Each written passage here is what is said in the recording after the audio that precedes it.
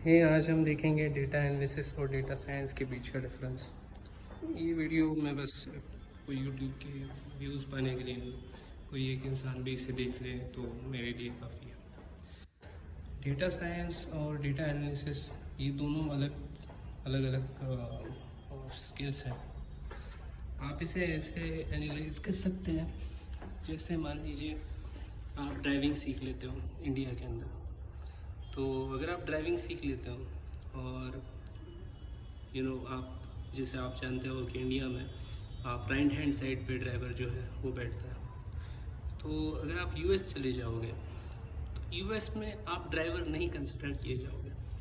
Reason बहुत simple सा है कि यूएस में आप लेफ़्ट हैंड साइड पे ड्राइव करते हो, आपका गियर जो है आपके राइट हैंड साइड पे आता है। सो इन दैट केस यूएस में आप बिल्कुल भी ड्राइवर नहीं कंसिडर किए जाओगे। ज़रूरी होगा कि आप पहले से स्टार्ट करो। So in the case of data analysis को ड्राइविंग जैसा काम है। वो एक एनवायरनमेंट में ठीक होता है। आप जिस एनवायरनमेंट में उसे सीखते हो आप उसको उस एनवायरनमेंट को कैरी आउट करना होता है ज़िंदगी भर। अगर आप एनवायरनमेंट को चेंज कर दोगे तो कहीं ना कहीं आप उस तरह से एनालाइज नहीं कर पाओगे।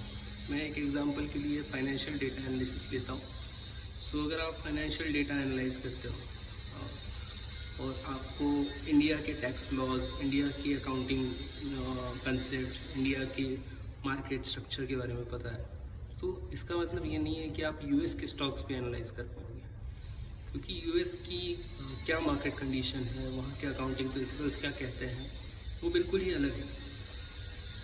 वैसे ही अगर आपने बायोकेमिस्ट्री में आप बहुत साल तक डेटा एनालिसिस कर रहे हो तो इसका मतलब ये नहीं है कि आप फाइनेंशियल डेटा एनालाइज कर पाओ। बिकॉज बायोकेमिस्ट्री एक अलग फील्ड है और फाइनेंशियल डेटा एनालिसिस एक बहुत ही अलग फील्ड मानी जाती है।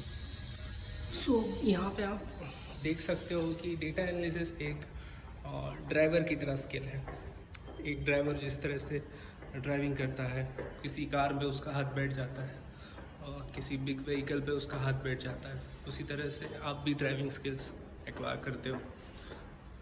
देन सेकेंड वर्ड है कि डेटा एनालिस्ट बनने के लिए क्या क्या चीज़ें ज़रूरी है आपको।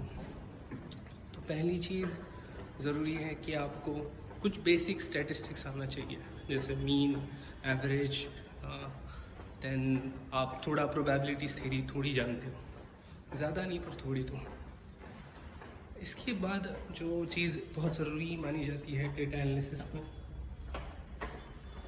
वो है किसी एक टूल को आप सीख लेते हो। और ये टूल कुछ भी हो सकता है आप कोई प्रोग्रामिंग लैंग्वेज सीख लो, जैसे कि आर प्रोग्रामिंग लैंग्वेज है, या फिर आप पाइथन सीख लो, या फिर आप कोई सॉफ्टवेयर सीख लो माइक्रोसॉफ्ट एक्सेल की तरह या पावर बीआई की तरह, या और भी सॉफ्टवेयर होते हैं जैसे SPSS नाम का एक सॉफ्टवेयर होता है जो IBM ने बनाया है। There are so many softwares, but आप उन्हें सीख लो। थर्ड होता है आप न्यूमेरिक डेटा से ज़्यादा प्लॉटिंग में ज़्यादा अगर हो, जिस तरह से आप प्लॉट करते हो डेटा को और फिर कंक्लूजन निकालते हो, आप इस तरह के डेटा एनालिस्ट हो। देन आपको कुछ स्पेशलाइज सॉफ्टवेयर सीखने पड़ते हैं जिनमें आप ग्राफ से डील कर सकते हो। तो आप फॉर एग्ज़ाम्पल, वैसे तो बहुत सारे सॉफ्टवेयर्स हैं, बट फॉर एग्ज़ाम्पल आप किसी भी स्टॉक मार्केट साइट को देख सकते हो। उनमें जो ग्राफ्स दिखाए जाते हैं उन ग्राफ्स को आप इंटरेक्ट कर सकते हो, मतलब आप लाइन खींच सकते हो, आप अपनी तरफ से कुछ पॉइंट्स को ऐड कर सकते हो वहाँ पे जो ग्राफ्स के साथ मूव होती है। तो ये जो फंक्शनैलिटी होती है ये कुछ स्पेशलाइज सॉफ्टवेयर्स में होती है जिनमें आप ग्राफ्स के ऊपर डिज़ाइन कर सकते हो। तो जिन लोगों को सिग्नल एंड सिस्टम जिन्होंने सीखा है इलेक्ट्रॉनिक्स में वो है, तो बेसिकली वो कुछ मीटर्स को यूज़ करते हैं, फिजिकल इलेक्ट्रोमीटर्स होते हैं जो वोल्टेज को गिनते हैं, साइन वेव्स को गिनते हैं। उनमें उन वेव्स को आप कंप्यूटर पे ले सकते हो। नेशनल इलेक्ट्रॉनिक्स नाम का एक सॉफ्टवेयर होता है, मतलब कंपनी भी है और एक सॉफ्टवेयर का भी नाम है नेशनल इलेक्ट्रॉनिक्स। तो उस सॉफ्टवेयर के अंदर जो इलेक्ट्रो डेटा एनालिसिस होता है, इलेक्ट्रो स्टैटिस्टिक्स होती है, उसमें उसे सीखा जाता है। तो वहाँ पे आप ग्राफ्स पे सीधे सीधे लाइन खींच सकते हो और कंक्लूजन्स पे आ सकते हो, पैटर्न रिकग्निशन कर सकते हो। डेटा साइंस एक अलग ही फील्ड है जिसमें मशीन लर्निंग आती है। सो मशीन लर्निंग को सिंपली भाषा में, बहुत सिंपल भाषा में समझाता हूँ। जैसे कि मान लीजिए एक बॉक्स है, एक सिंपल सा बॉक्स है, उसके अंदर आप एक क्वेश्चन रखते हो और उसके अंदर रख देते हो, उस क्वेश्चन को बंद करते हो, फिर उस बॉक्स को ओपन करते हो और आपको उसमें से आंसर मिलता है। तो ये मशीन लर्निंग नहीं है, ये उसका रिजल्ट है जो आपको चैट जीपीटी में दिखाया जाता है कि आप कोई क्वेश्चन पुट करते हो और उसका आंसर मिलता है। ये उसका मैकेनिज़्म नहीं है, ये तो रिज़ल्ट है जो उसने प्रोड्यूस किया है। एक्चुअल मैकेनिज़्म ये होता है कि आप बेसिकली एक बॉक्स लेते हो, उसके अंदर ना सिर्फ क्वेश्चंस रखते हो, रिजल्ट भी मतलब आंसर भी रख देते हो, और सिमिलर टाइप ऑफ क्वेश्चंस रखते जाते हो और उसके आंसर्स रखते जाते हो। तो मान लीजिए आपने उस बॉक्स में 10,000 क्वेश्चंस रखे और उनके आंसर्स भी 10,000 आंसर्स रखे और पेयर करके रखा कि इस क्वेश्चन का ये आंसर। अब उस बॉक्स को आपने बंद कर दिया।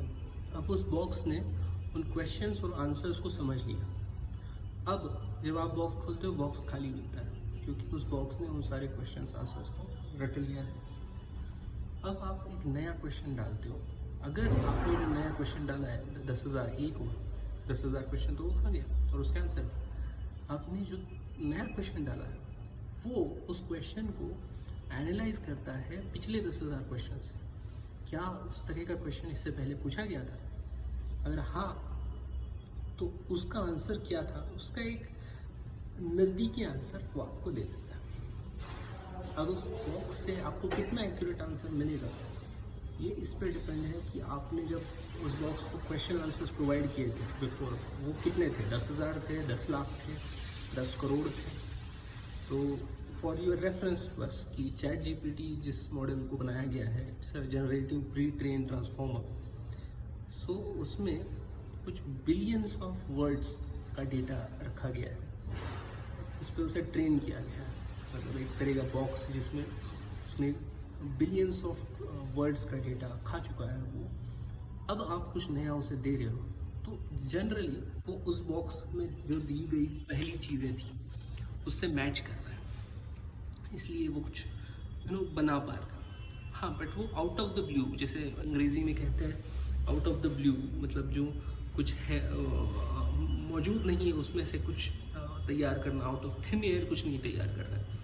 पहले ही उसे बहुत सारी चीज़ें दी गई है और उसके बाद वो इन चीज़ों को तैयार कर रहा है, इन क्वेश्चंस का आंसर दे पा रहा है आपके। So machine learning is all about gathering a large data, gathering a large answers of it and putting that into the box. अब वो बॉक्स तय करेगा कि पैटर्न्स क्या है, बॉक्स तय करेगा कि आंसर्स कितने रिलेटेबल है। उसमें टेस्टिंग भी होती है, मतलब आधा डेटा दिया जाता है। जैसे कि मेरे पिछले एग्जांपल में मैंने 10,000 क्वेश्चन आंसर्स दिए थे, तो मैं क्या करूँगा, 5,000 ही क्वेश्चन आंसर्स दूंगा।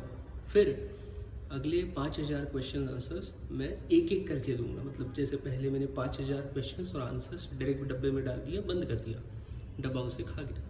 अब वो खुलता है तो एक एक करके नया नया क्वेश्चन आंसर दूंगा, और जैसे ही मैं क्वेश्चन दूंगा वो आंसर देगा।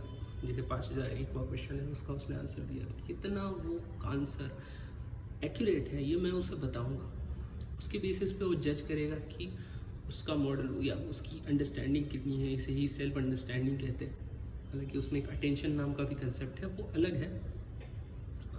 मशीन लर्निंग में पहले एक्चुअली एक RLM बोल के एक मॉडल था, उसका एडवांस वर्जन GPT है, जनरेटिव प्री ट्रेन ट्रांसफॉर्मर। ये एडवांस वर्जन है, इससे पहले एक मॉडल था बट वो इतना एक्यूरेट काम नहीं करता था। फॉर आपकी समझने के लिए मैं बता देता हूँ। जैसे एक्चुअली चैट जीपीटी को बनाया क्यों गया था, क्योंकि जो पहला मॉडल था वो ट्रांसलेशन बिल्कुल नहीं करता। आप ट्रांसफॉर्मर्स को ट्रांसलेटर्स की तरह ले सकते हो।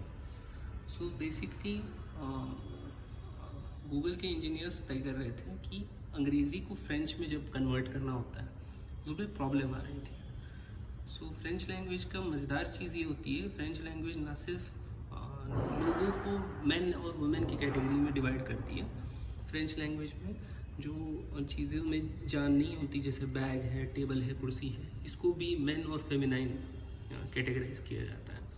बट उसे मेन और फेमिनाइन वर्ड्स के बेसिस पे किया जाता है कि आपकी रचना कैसी है वाक्य की, उसके बेसिस पे उस वाक्य में अगर मेज़ या कुर्सी आती है तो उसे मेन या फेमिनाइन या पुरुष या स्त्री के रूप में पेश किया जाता है। अब अंग्रेज़ी भाषा से या मराठी भाषा से, हिंदी भाषा से जब आप फ्रेंच लैंग्वेज में ट्रांसफ़र करते हो तो बहुत बार जो पुराने ट्रांसलेशन इंजन्स थे वो गलत ट्रांसलेट करते थे, बट उसका जेंडर जो होता है वो गलत ट्रांसलेट करते थे। और ये होता यूँ था क्योंकि पुराने जितने भी ट्रांसलेटर्स थे वो वाक्य के शब्दों को अलग अलग तोड़ के उसे ट्रांसलेट करते, और इसलिए उस शब्द के पिछला और अगला शब्द एक दूसरे के साथ लिंक नहीं होता था। इसे ही लिंक करने का काम जीपीटी ने किया, इसीलिए वो इतना एक्यूरेटली और इतना ह्यूमन लाइक लिख पा रहा है, क्योंकि वो बेसिकली क्या बोल रहा है ये, या जीपीटी क्या छाप रहा है अपने कंसोल पे, ये तय होता है कि उसने इससे पहले क्या छापा था। जैसे अगर आप जीपीटी से पूछते हो who is the prime minister of India, तो वो लिखेगा the prime minister of India is Narendra Modi. तो नरेंद्र मोदी तक पहुंचने से पहले उसने जितने भी पहले वर्ड्स लिखे थे वो उन्हें भी याद करता है, उन्हें भी रिकग्नाइज करता है। प्रॉपर वर्ड अगर यूज़ करो तो उसे कहते हैं अटेंशन। तो जीपीटी बेसिकली पहले द प्राइम मिनिस्टर ऑफ इस तक भी अटेंड करता है, उसके बाद वो नरेंद्र मोदी लिखता है। So this is how GPT is actually doing attention, and ये चीज़ मशीन लर्निंग में होती है। So it's nothing to do with statistics directly, मतलब आपको स्टैटिस्टिक्स इतना आता है इसके बेसिस पे आप मशीन लर्निंग नहीं करते हो। आपको बेसिकली ये न्यूरल नेटवर्क कैसे काम करता है, इट्स ए इंजीनियरिंग पार्ट। सो अगर आप इंजीनियरिंग बैकग्राउंड से हो, आप उस लेवल से हो, तो आप जाओ, कोई प्रॉब्लम नहीं है। But if you are not from engineering background और you don't want to be engineering background, भले ही आप इंजीनियरिंग बैकग्राउंड से हो और आप नहीं करना चाहते हो ये सब कुछ ताम झाम, नया कुछ नहीं बनाना चाहते हो, आप बस डेटा एनालिसिस सीखना चाहते हो, तो it's better just you get a book of statistics from a nearest store, उसे पढ़िए, अपनी लोकल लैंग्वेज में बुक लीजिए, मराठी, हिंदी, और उस स्टैटिस्टिक्स को पढ़िए, अच्छे से पढ़िए, ध्यान दे के पढ़िए। उसके बाद टाइम मिले तो उस कोई एक टूल सीख लीजिए, चाहे एक्सेल हो, चाहे पाइथन हो या आर हो, जो आपको लगता है आप सीख लीजिए और आप काम पे लग जाइए। If you just want a job, good job, आपको काम मिलता रहेगा। कोई जीपीटी आपकी जॉब नहीं लेने वाली है। GPT is doing very different work actually, very useful and different work. It's not doing regular work, and it's very costly to use artificial intelligence for regular work, because not because of its accuracy, but क्योंकि एक chat GPT में bug निकालना बहुत मुश्किल होगा अगर, क्योंकि जो ओपन एआई नाम की कंपनी है एक्चुअली वो ओपन नहीं है, वो उसका कोई सोर्स ओपन नहीं है। तो अगर कल जाके चैट जीपीटी गलत आंसर मुझे देता है, सपोजिटली, और ये मैं नहीं, खुद चैट जीपीटी की बनाने वाली कंपनी कहती है कि आप हमें कांटेक्ट करो, हम ठीक करके दे देंगे। तो आप अपने आप से कुछ नहीं ठीक कर सकते हो, आप सिर्फ इन सेवाओं को रेंट पे ले सकते हो। आप इसमें अगर गलती भी निकालते हो तो आप उसे खुद नहीं ठीक कर पाओगे। सो जिसे आप खुद ठीक नहीं कर पाओगे उसे इस्तेमाल करना लॉन्ग टर्म के लिए खर्चीला होता है। सो जब तक ओपन एआई उसे ओपन सोर्स नहीं करता, आपकी नौकरी बची हुई है, कोई प्रॉब्लम नहीं है। थैंक यू, आपको क्या आपने मेरी बात सुनी, थैंक यू।